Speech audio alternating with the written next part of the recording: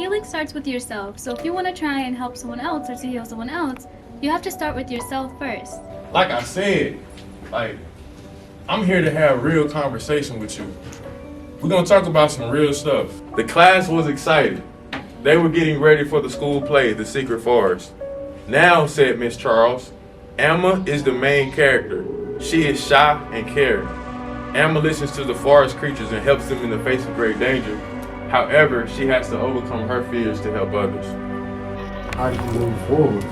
How do you move forward? Yeah, So you saying like when you're in that broken space yeah, you there. and you in it and it's Yeah. going and everything around you looks like it's not working. My success wasn't a product of a bunch of wins. It was a product of a bunch of losses, and I learned how to move. I really didn't think I struggled with my mental health very much, but honestly, as it turns out, that I may have been struggling a little more than I thought, and it's not anything severe, but it really helped me find a lot of coping mechanisms, better than eating or sleeping. Instead of dealing with the stress from school in ways that can create bigger problems, these mental health sessions helped me find ways that were more productive or more efficient to handle all of my stress and problems. I also had to be honest with myself and understanding that this is where I am, this is what I feel, this is what it is. I didn't try to run away from it. I didn't try to hide or cover it. You know, a lot of times when we have that void or we're in that darkness, we don't want other people to see that. We don't want nobody to know about that. So I had to be honest about that moment. I had to ask for help. And then I just had to have faith. And I know that sounds cliche, right? My experience with the mental health workshop was absolutely amazing. Some of my takeaways were being able to really understand the monsters that I faced, the fears that I had, and then just overcome them. One of the things that I was able to do was I gave myself grace. Because in a world where everything else seemed like it was attacking me, I didn't need to attack myself. So I learned how to love me.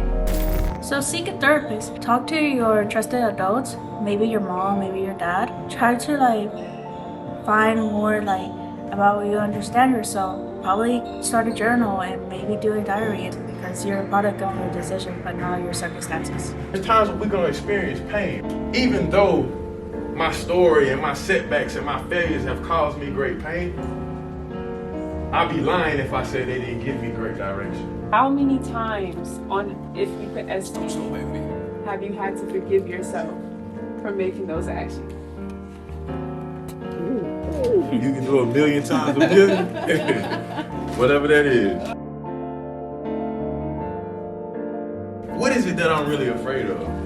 What is it that I'm really struggling with? When you've become conditioned to dysfunction, freedom feels dysfunction. Yeah, you did that. A lot of my trauma has come from things that I didn't create, stuff that I didn't ask for. And so there had to be a forgiveness of those who put it on me.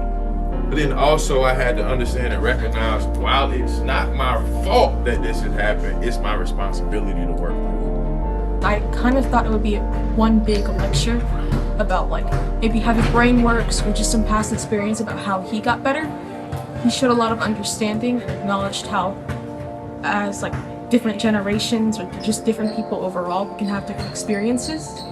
And because of that, it's good to be understanding, but also accepting of others and most importantly yourself. Different experiences through traumas, through a lot of different things that we go through, it tends to make us want to shut up and quiet our voice.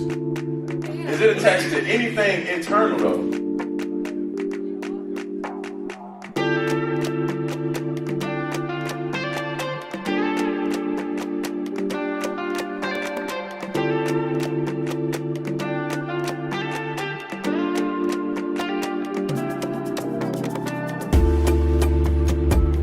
The best version of you that's worthy of love, that's worthy of good things.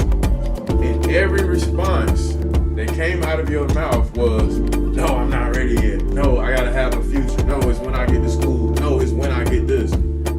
Why don't you understand that who you are right now is worthy of all that?